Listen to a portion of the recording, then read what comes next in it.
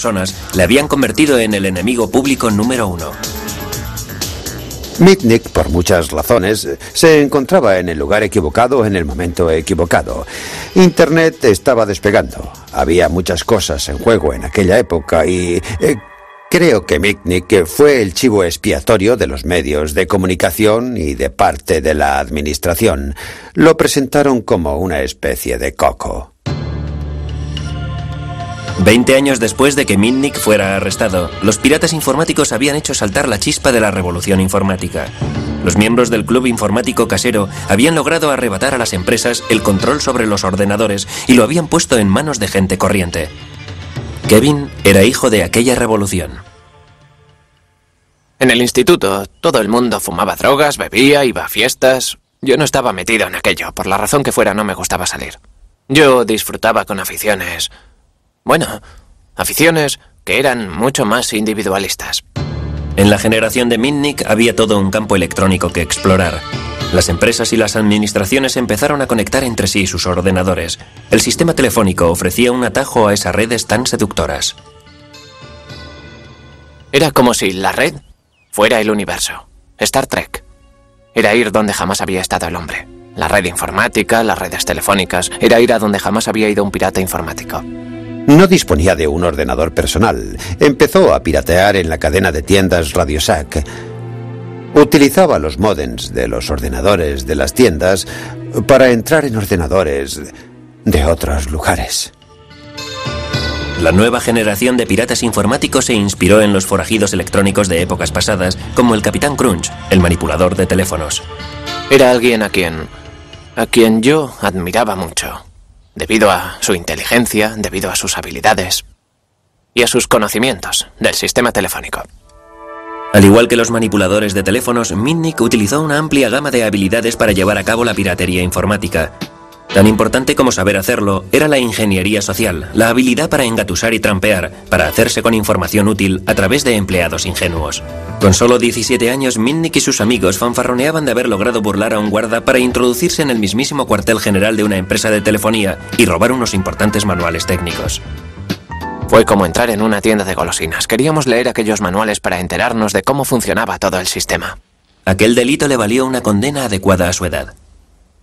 La empresa de telefonía estaba molesta porque alguien había tenido la osadía o la audacia de hacer aquello y porque ella misma no se había preocupado de su sistema de seguridad. Su sistema de seguridad era totalmente inoperante. El arresto de Mitnick creó un patrón para el futuro. Kevin continuó teniendo problemas. Tenía una capacidad más que notable para ser arrestado. Mitnick no fue el único que tenía problemas. Los oficiales de la NASA en Huntsville se percataron de que a finales de junio personas no autorizadas se habían introducido varias veces en un ordenador en el Centro Marshall de Vuelos Espaciales. Fueron lo suficientemente listos como para borrar la clave de entrada y la de salida. Los piratas informáticos, como ellos mismos se autodenominan, no solo fueron listos, sino muy arrogantes. Dejaron grabados mensajes en el ordenador como «No podéis cazarme». Yo creo que es algo biológico. Creo que hay gente que siente inclinación a hacerse pirata informático y gente que no. Se puede ver en los niños. Hay niños que se ponen delante de un ordenador y exclaman «Dios mío, por fin soy capaz de expresar una parte de mí mismo». Las investigaciones llevaron al FBI a la casa de 4 adolescentes, todos los cuales iban a un colegio elitista. Allí es donde Michael Strickland dice que consiguió el número del ordenador de la NASA. Bueno, el número estaba en la lista del módem de Huntsville como un número más. Evidentemente era un error. A pesar de todo, tomé la decisión de hacer la llamada. El término pirata informático empezó a vaciarse debido a la gente que no estaba imbuida del espíritu de los piratas informáticos que irrumpieron por primera vez en los ordenadores. Hubo muchas intrusiones realizadas por adolescentes que se hacían con las claves o que aprovechaban las debilidades del sistema para introducirse en los ordenadores. Hizo falta una película de Hollywood para que el enfado se convirtiera en pánico. De repente hicieron una película, Juegos de Guerra, que tuvo un gran éxito de taquilla. Una película que ensalzaba la utilización de los ordenadores para introducirse en unos sistemas muy potentes y en la que casi hacen que estalle la Tercera Guerra Mundial. El significado de la palabra pirata cambió de la noche a la mañana. Un pirata informático pasó a ser un crío mofletudo lo bastante listo como para introducirse en una red informática perteneciente a una enorme organización militar.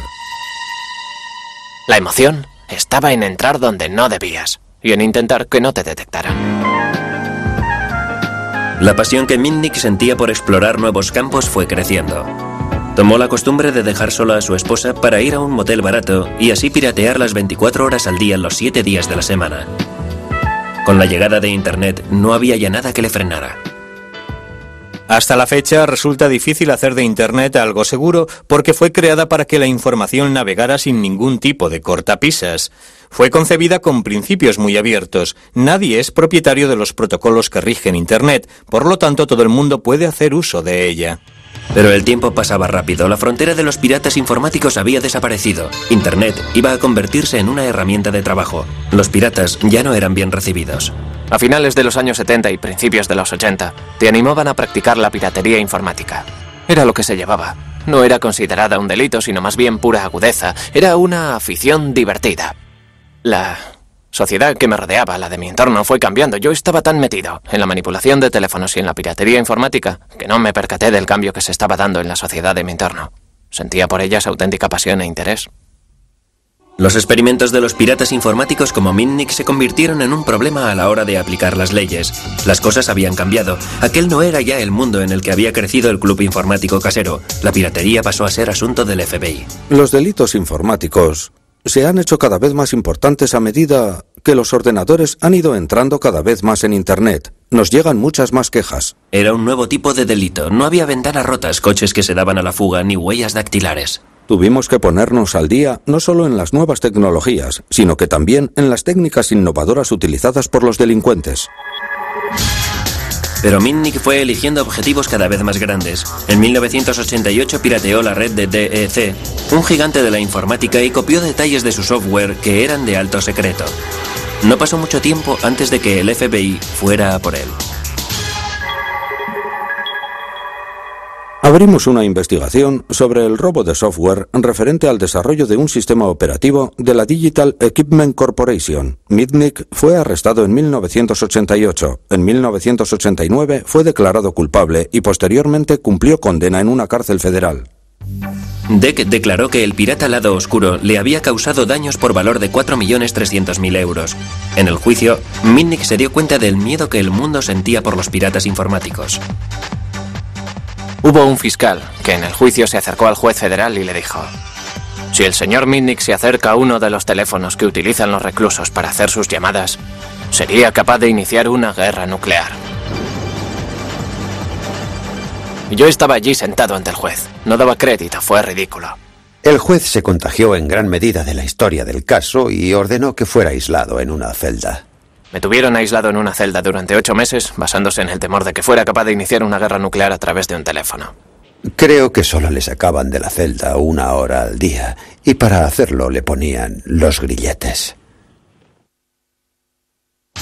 En 1989, tras un año en la cárcel, Mitnick fue puesto en libertad vigilada y le conminaron a que asistiera a un centro de rehabilitación para que se curara de lo que el juez denominó adicción a la informática.